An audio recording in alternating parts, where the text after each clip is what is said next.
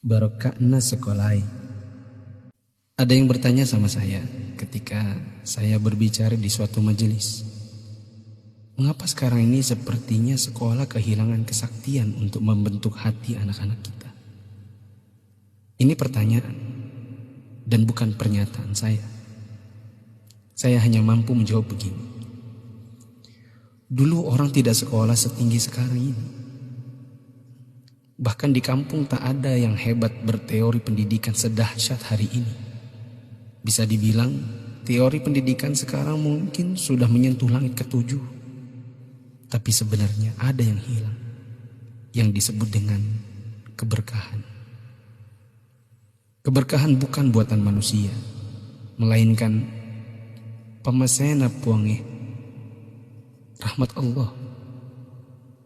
Bukan sekolah yang membuat orang sukses, tetapi Allah lah yang berada di balik semua kesuksesan manusia dalam usahanya. Maksudnya, secara khusus saya mengajak Anda yang berusia 40 tahun ke atas untuk menengok sejenak ke belakang. Balik. Ingat waktu kita sekolah di SD, yang nafas tak baru setengah-setengah, kita sudah disuruh ke sawah, membantu guru matanik, menanam padi, membantu guru mencari kayu bakar di dare, di kebun, mengambil air untuk dipakai guru di rumahnya, disimpan di gumbang. Teori praksis pendidikan saat ini akan berkata bahwa ini tak ada hubungannya dengan kurikulum dan media pendidikan dan lain-lain. Kita disuruh mengerjakan pekerjaan oleh guru yang seakan tiada hubungannya dengan akademik. Bukan itu saja, bahkan mungkin kita pernah menjaga jualan guru. Tak hanya itu, kita kalau dipukul oleh guru hingga setengah hidup, atau masengo, mimisan, akibat pukulan mistar kayu guru dan jangka pelingkar yang ujungnya runcing. Disinilah intinya. Atas itu semua, pernahkah orang tua kita protes? Pernahkah orang tua kita mengeluh dengan tugas-tugas tadi?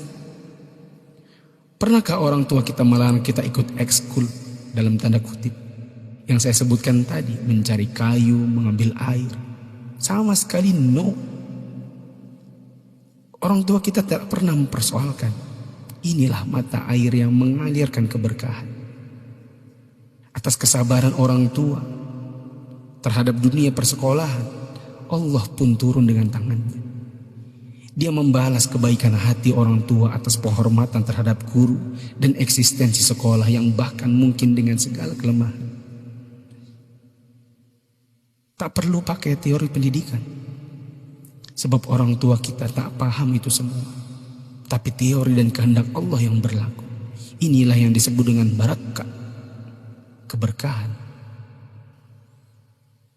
Boleh jadi kita sudah jauh berjalan, tapi mari kita tengok sejenak betapa hebatnya pendidikan orang dulu. Kebodohan guru zaman dulu dengan ekskulnya, serta kesabaran orang tua dengan ketidakpahamannya, rupanya mengusik Allah Ta'ala dengan menurunkan barakah pemasya atas berkat rahmat Allah. Bukan hanya bagi guru, tidak juga hanya untuk orang tua. Bahkan keberkahan itu pun dinikmati oleh anak didik. Tengoklah sekarang, orang tua memenjarakan guru, anak memfitnah gurunya, dicubit bilangnya ditempeleng, diajari katanya dicaci maki, dinasihati lapornya dihina, ditegur ujarnya dipermalukan. Bagaimana mungkin berkah Allah bisa datang? Anda yang berumur 40-an, pernah kita melakukan ini? Bahkan kita membohongi orang tua karena melindungi guru. Kalau perlu orang tua tak perlu tahu apapun keadaannya. Itulah sebabnya di akhir sekolah dahulu kita selalu menyisakan air mata kebahagiaan.